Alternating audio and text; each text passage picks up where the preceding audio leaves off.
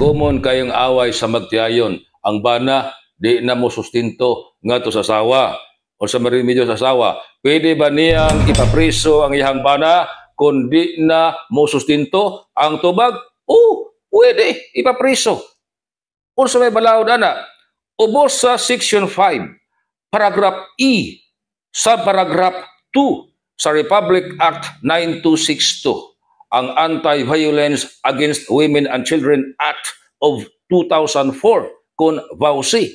Ang bana gani, dili na mo sustinto sa iyahang asawa or sa iyahang baghang mga anak, pasagkaan sa mao nga kaso o mamatun-an sa korte nga wa ni sustinto ang bana, pwede ipapriso.